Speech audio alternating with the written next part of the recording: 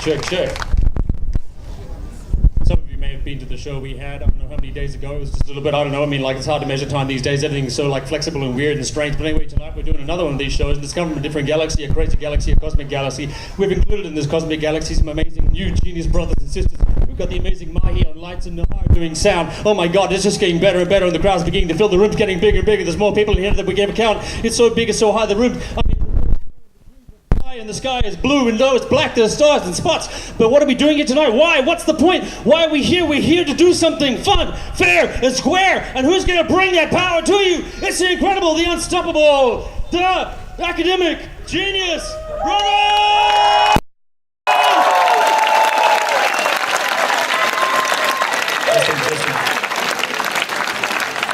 Toast. Check, toast.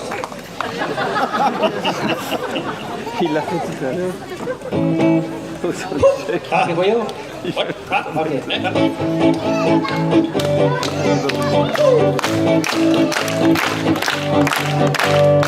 Academic Genius Brothers Show. Academic Genius Brothers Show. Academic Genius Brothers Show.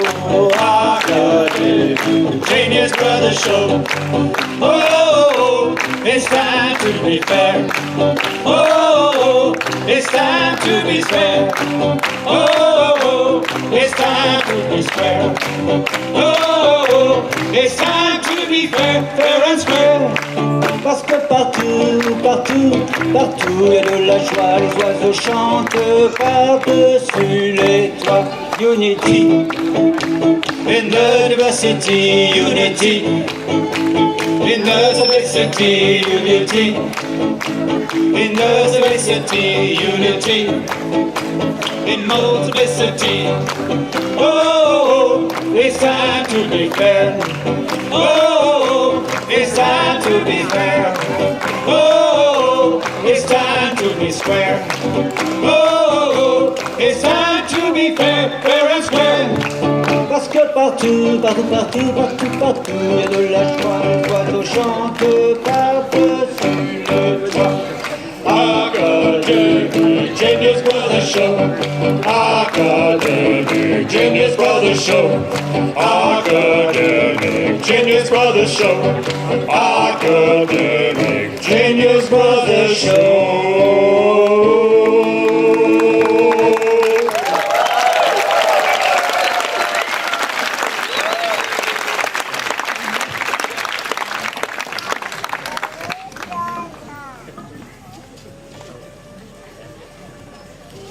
Da da Da da da da da da da da da da da da da. In a galaxy far, far away, there was a father who had a daughter, and she did not want to marry the man her father had set for her. So, she ran away. And her brother followed her to bring her back to her father after running far, far away. This was in episodes 1, 2, 3, and 4. If you'd have watched those, you'd know exactly what I'm talking about. Now we shall move to episode 5. Episode 5 is set in a galaxy actually much closer to home, and it's called Andromeda.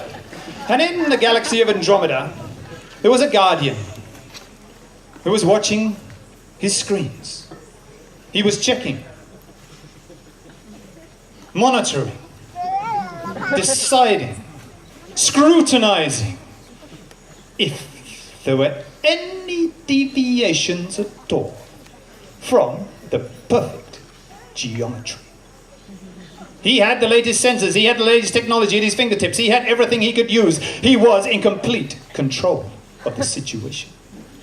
And then, all of a sudden, an alarm went off. Whoop, whoop, whoop, whoop. With the inside of the alarm, whoop, whoop, whoop, he decided, whoop, whoop, whoop, that he, whoop, whoop, whoop, better get there and see what's happening. So he summoned his guards and set off on his hover scooter, far, far away.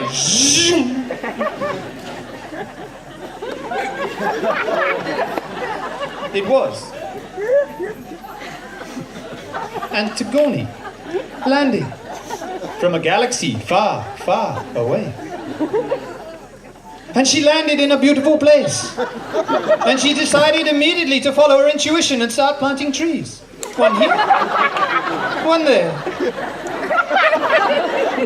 Randomly, beautifully, spontaneously did the trees grow.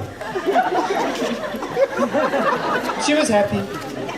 She felt at home in this galaxy far, far away. And then suddenly, in arrived the Guardian with many, many, many Guardians with him, ready to take on the orders. He ordered to attack. They moved fast. She had magic powers and stopped him with mulus. But that didn't last too long. Another one quickly arrived, and that bees. But they didn't gap. The Guardians were strong, they were powerful. They came again, and she looked up, and tree, the nungu tree, tuck, boom, dum, dum, dum, dum. There was nothing she could do wrong. But the Guardians tried one more time, and then they rushed forward and found in their way an obstacle. An obstacle designed to prevent motorcycles from coming on cycle paths. Slightly boring if you're a cyclist, but quite effective if you're riding a motorbike. Once through that, he was free. What could she do? He called the rest of the Guardian. The Master Guardian, Captain Andromeda, hurried forward. Antigone tried to stop him with her magic powers, but poof! He was protected by an umbrella! A special umbrella made of high-density silicon concentrate. He moved forward, her magic powers were useless, and very soon he was close to her and had her under his spell. He was now in complete control of her. He didn't know what to do except to take her away. And then suddenly, out of nowhere, her brother arrived. Hey, what do you think you're doing? None of your business. What are you doing here on my planet? Sister! You, mademoiselle! Yes, I am ugly and old, but I'm still some sharp. But look at you, you are ugly too. But no! Could this time travel thing really plays havoc with you? Right, what are you doing? I'm about to defend the being that is now the possession of my planet. She is part of my system. Are you going to fight me? I'll look around quickly for a weapon. I have a saber. That's actually an umbrella. That's a saber.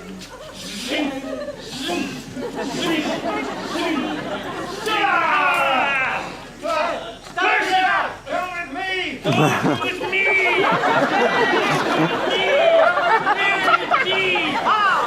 I'm fed up of you guys.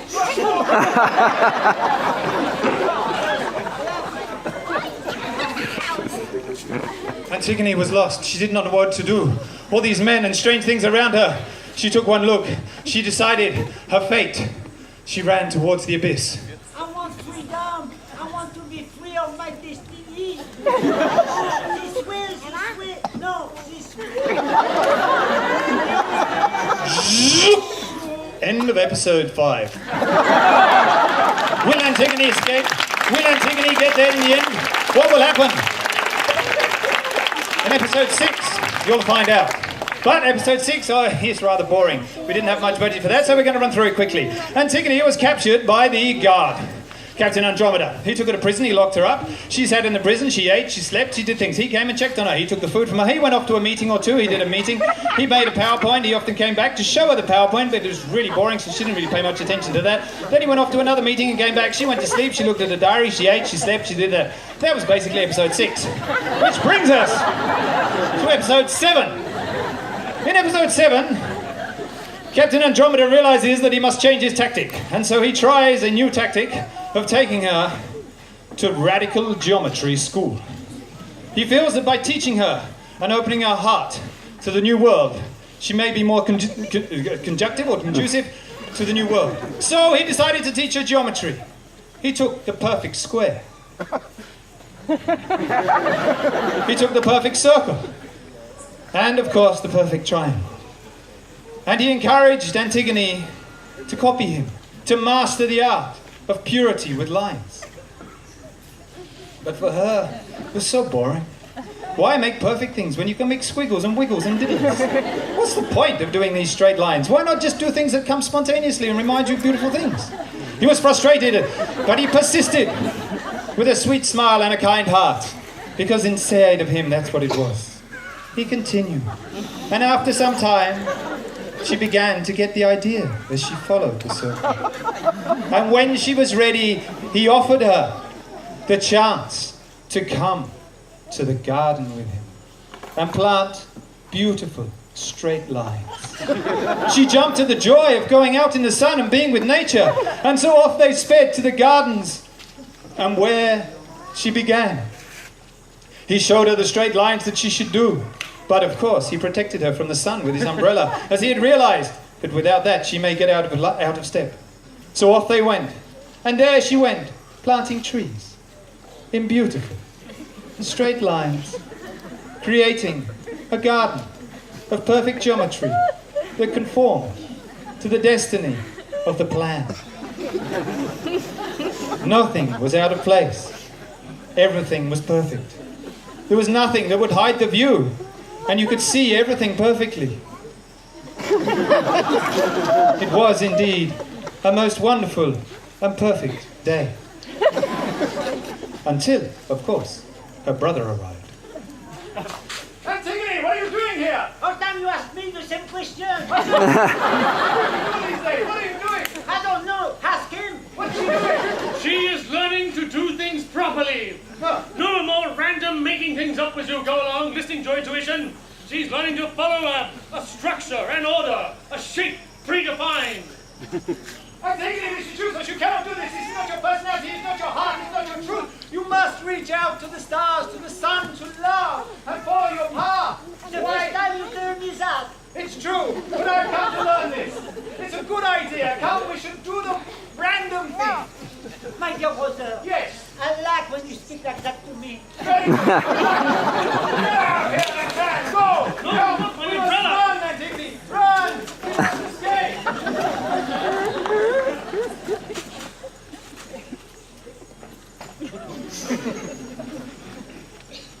Having given Captain Andromeda the slip, they now move through this world's strange landscape, trying to find somewhere to hide. First, they found themselves in a place called Solitude Farm. There, they looked for volunteer work and somewhere to stay, but the farm was so full there was nothing for them.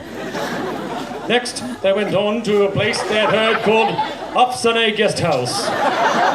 They arrived at this place, but there was no receptionist or anyone called Afsane. So they assumed it was the wrong place. But they heard it was nice. Then they decided to try Aura Mode, a similarly suave establishment. They got to the gate men asked them many questions, and in the end said, "No, go away, you're not welcome here." Then they arrived at the youth center. At the youth center, they had no problem finding a treehouse. Hegemony sent his sister Antigone up into the treehouse, where she was safely lodged away, while he went to prepare the spacecraft for hyperspace.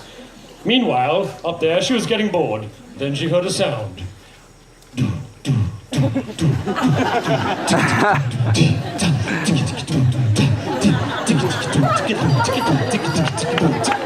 Downstairs, our party was rocking like you don't believe.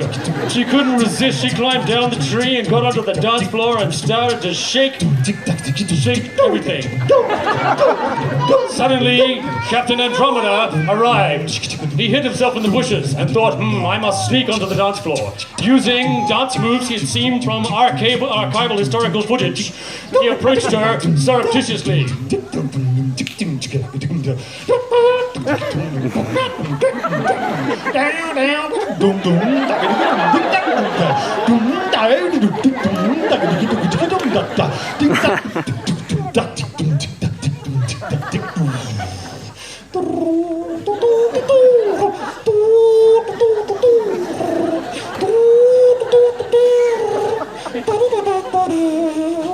He managed to seduce her with his marvelous moves and a little help from the umbrella. With that, he managed to pull her out of the party and carry her away to another place far away. That's the end of episode 7.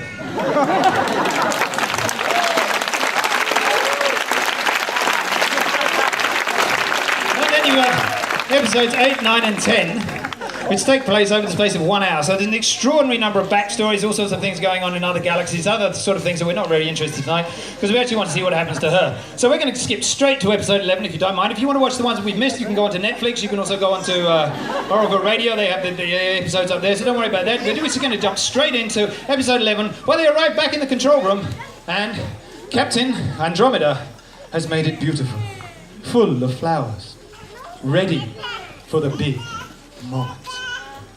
He wants to propose. His heart has been won by this beautiful girl. He opens his pocket and brings out a ring. She swims. She doesn't know, should she or shouldn't she? Could she or couldn't she? Would she or wouldn't she? What should she do? Her heart was a flutter, her mind was in butter. Should she take it, shouldn't she take it? Until just at that moment, her brother arrived. Antigone, what are you doing? You asked me all the same question. I don't know. This guy offered me something. Marriage! Marriage! A life of happiness!